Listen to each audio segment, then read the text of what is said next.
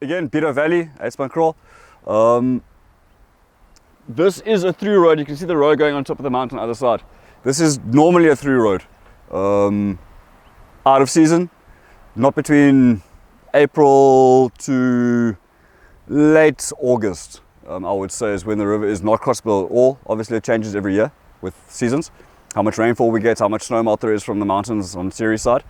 However, 2 months ago, the water was about another 100 meters up from where we're standing currently.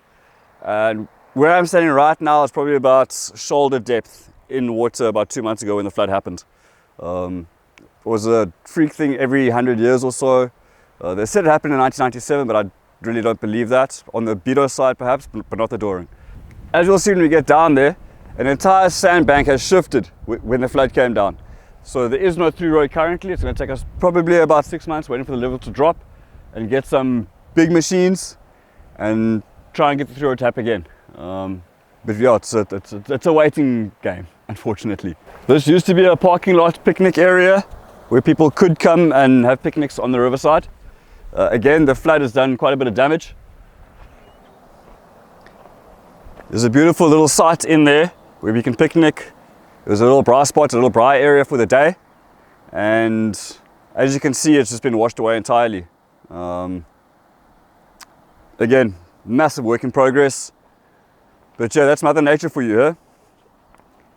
This sandbank didn't exist, this was a road. So from all the debris from the flood coming down, that is the through road going across currently. There is no road.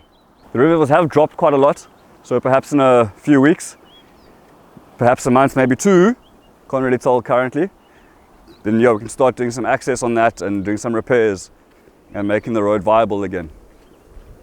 This thing in front of us here is the SAS Villa Hond, made by guys from Amanus. We've had to rebuild it a few times from it being taken downstream, taken some beating, but we have done quite a few repairs on it, and this is now Mach 4 or 5, I believe. And basically what you do is launch motorbikes on here one at a time. The guys walk it through. We had a cable going across it, but that went down in the flood. And yeah, put the bike on, walk the bike through, launch the other side, bring the pontoon back, tie it up again, make sure it's all secure so it doesn't get floated down the river in the next flood. However, the river is seasonal. Summertime, rocks and sand, completely dry. And yeah, so this device is just to get the guys across in the motorbikes nice and safe. I haven't got one for vehicles, unfortunately.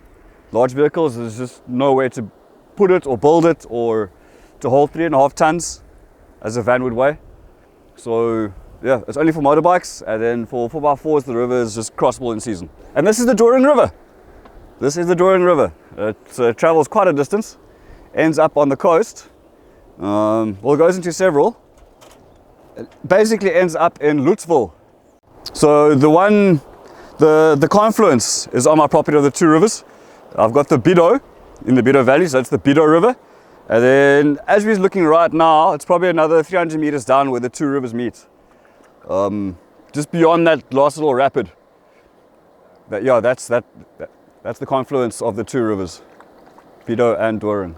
Straight ahead of us, you can see where the road's coming out on the top there. Straight ahead would be the road, as the crow flies, straight across.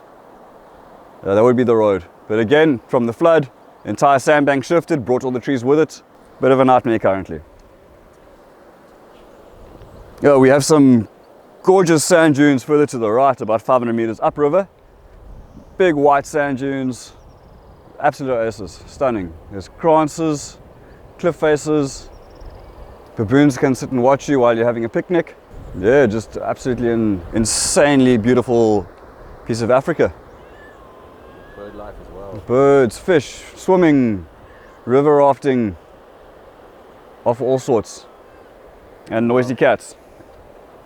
Yeah, there is no bridge. It's a natural river crossing, rocks and sand. Every year we have to do some repairs on the road because rocks do move when the flood comes in.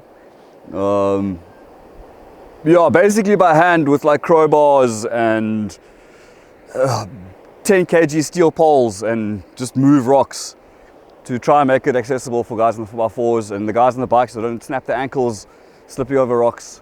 So, yeah, but that's an annual thing. We do it every year after every flood. So it's accessible for the people to come across through. Yeah. So this is about flood level as it normally is. This is normal flood level. The water level has dropped, I'd say about 3 meters in the last 2 days. So it is dropping. But at the moment, currently about a meter and a half in depth. It's hard to tell again because of the flood we had. I don't know what the state of the road looks like because of the flood. Boulders have moved, shifted. So impossible to tell right now until the levels drop, basically.